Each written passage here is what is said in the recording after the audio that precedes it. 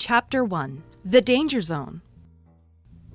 In this section, you will learn that bacteria grows most quickly in the temperature range between 41 degrees Fahrenheit and 135 degrees Fahrenheit. This temperature range is known as the danger zone. In addition, when a bacterium grows, it produces poisons that cause illness. You will also learn cold food should remain 41 degrees Fahrenheit or colder, while hot food should remain 135 degrees Fahrenheit or hotter. If food enters the danger zone, it must be thrown out. Food safety is important to everyone. To you, because unsafe food practices can affect your health, your family's and friends' health, and employment too. To the public, because in our state, we've made it the law to protect our food supplies. To your customers, because it's their health and safety at risk. To your fellow workers, because it protects their jobs and their safety too. To your employees, because a clean, safe environment helps them stay in business. Clean is not the same as safe. Hands can look clean, but if they have germs on them, they are not safe. Food can smell good, but if there are germs, it is not safe. This is why all food workers, like you, must learn how to prevent illness with safe food and food service. The primary ways in which food becomes unsafe are contamination, cross-contamination. Contamination occurs when bacteria, parasites, viruses, or other microorganisms that grow and produce natural poisons come into contact with food. Contamination can also occur when food is exposed to chemicals such as cleansers or insecticides. Another type of contamination occurs when foreign objects, such as glass or bits of packaging, are accidentally mixed into food. Cross-contamination occurs when bacteria spread between food, surfaces, or equipment. Cross-contamination is most likely to happen when raw food touches or drips onto other food, equipment, or surfaces. Cross-contamination can also occur when unclean utensils, glassware, or dishware are used, or unclean work surfaces are used. Another common way for cross-contamination to occur is when people touch raw food with their bare hands. Foodborne illness comes from eating contaminated food. Foodborne illness is caused by organisms which cause illness or by chemicals. Food contaminated with organisms known to cause illness does not look, smell, or taste different from food not contaminated. Symptoms vary and may include diarrhea, vomiting, fever, cramping, and nausea. Depending on the cause, symptoms may develop in a few minutes to several days. Symptoms lasting several days can result in death. A foodborne illness outbreak occurs when 2 or more people experience the same illness after eating the same food. Disease-causing microorganisms most commonly cause these outbreaks. The cost of foodborne illness comes through in multiple ways. One way is through the loss of customers and revenue. Another way is the loss of business reputation or public embarrassment. Other ways include lawsuits, increased insurance premiums, lowered employee morale, increased employee absences, and the cost of training new employees. All foods should be handled safely, but some have a greater danger of contamination. Some foods that need extra attention are cut fruit, such as melons, fresh eggs and egg products, dairy products, tofu, packaged soy protein foods, meat and poultry, fish and shellfish, cooked beans, rice, and potatoes, heated vegetable-based foods, oils containing herbs, garlic, or other flavorings, and sprouts. As a food handler, it is your responsibility to be able to identify and prevent situations that can lead to foodborne illness outbreaks. 5 major mistakes that cause foodborne illness are inadequate hand washing, employees working while ill, cross-contamination, inadequate final cooking temperatures, inadequate temperature control, allowing foods to be in the danger zone. The activities that prevent foodborne illness are proper hand washing every time hands have become contaminated, food handlers working only when healthy, storing and handling of foods in a manner to prevent contamination, cook each animal product to its required final cooking temperature, maintaining hot and cold temperatures by keeping foods out of the danger zone. The role of management. The manager sets the tone of what food safety activities occur and don't occur within the facility. The Food Service Management is responsible for training and ensuring that food handlers practice the activities that prevent foodborne illness. The management is responsible for immediately contacting the local health authority if foodborne illness is suspected.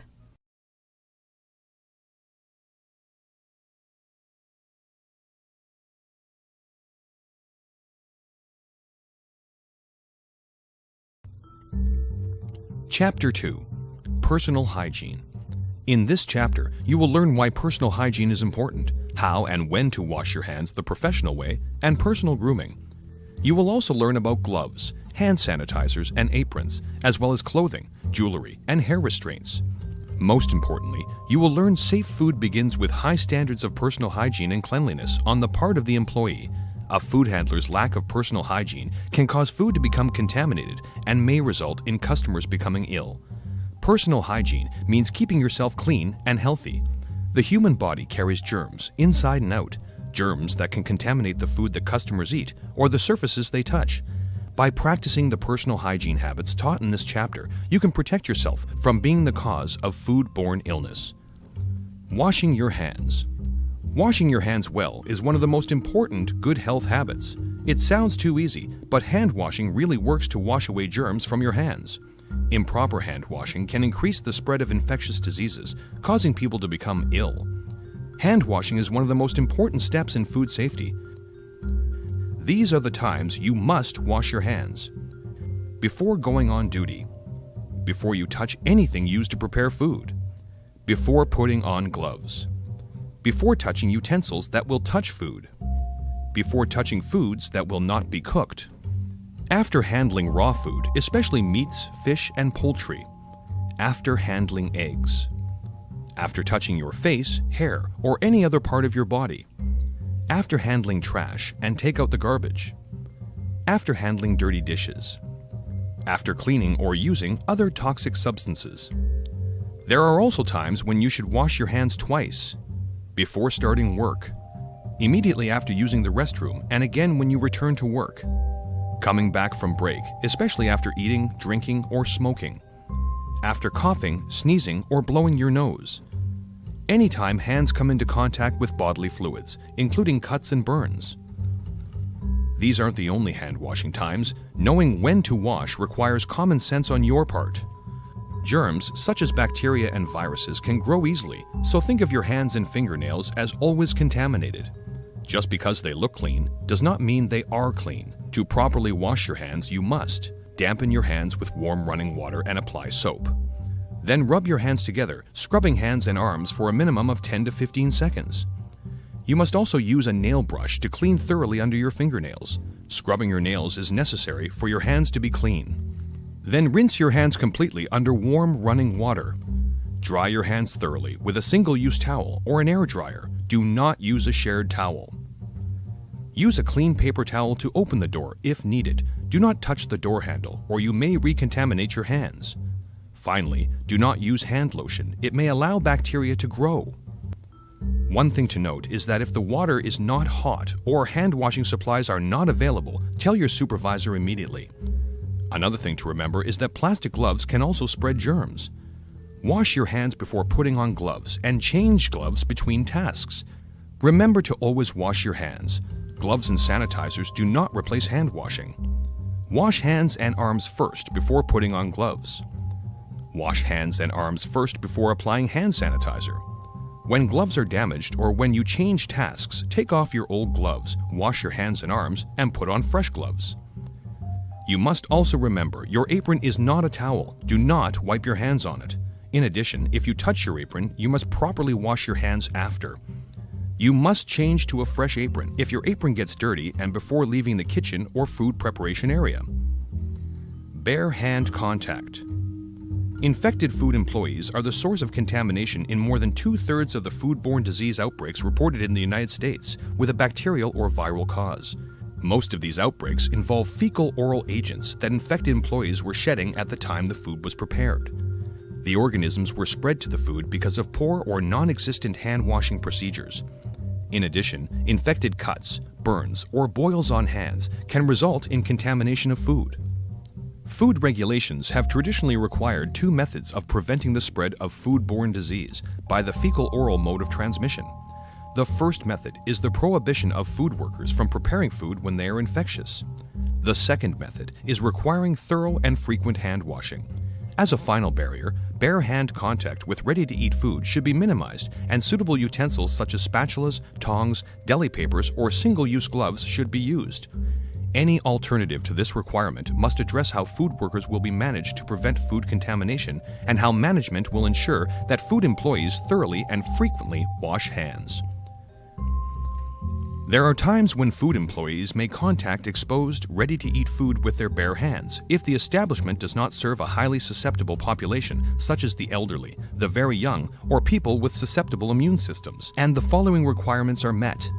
First, food workers acknowledge receiving training on proper hand washing, when to wash, where to wash, proper fingernail maintenance, risks of bare hand contact, good hygienic practices, employee health policies, jewelry prohibition, double hand washing, nail brushing, hand antiseptic after washing, incentive programs, as well as other methods approved by the regulatory authority.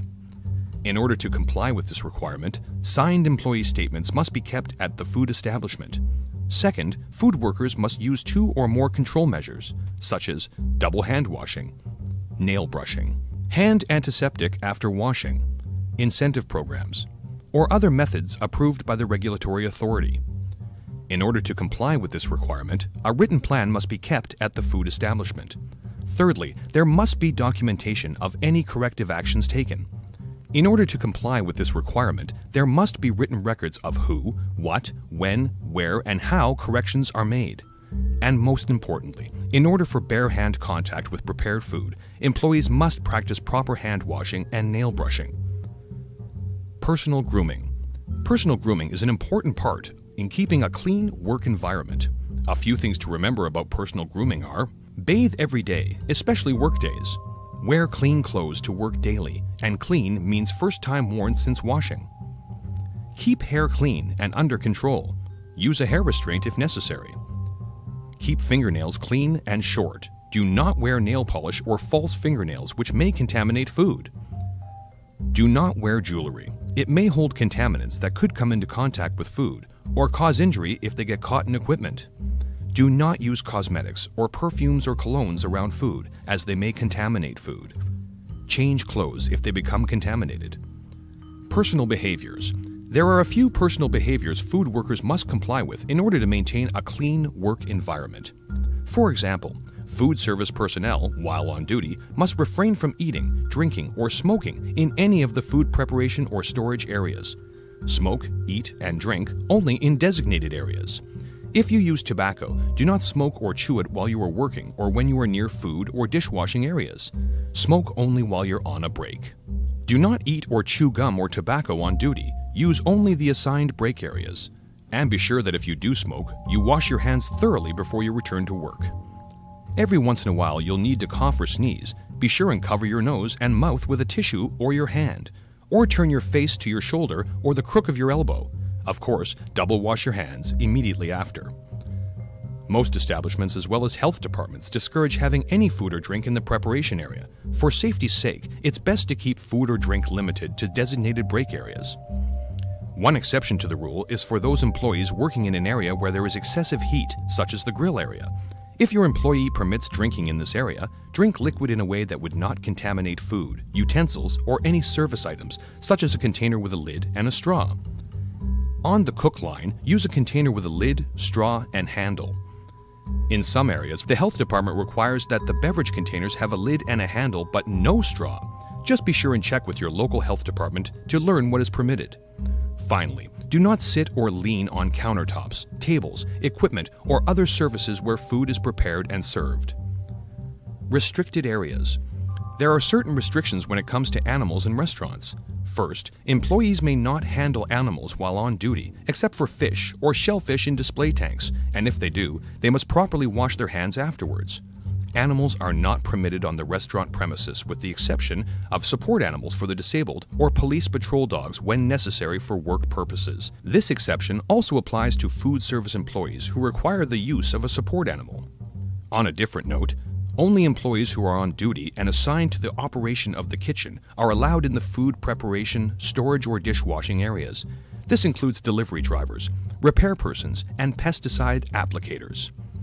It is the manager's responsibility to exclude visitors from entering the kitchen, except in cases where a supervised brief visit or tour is given. Children are not allowed in food preparation, storage, or dishwashing areas. Small hands carry germs, and busy kitchens can be dangerous.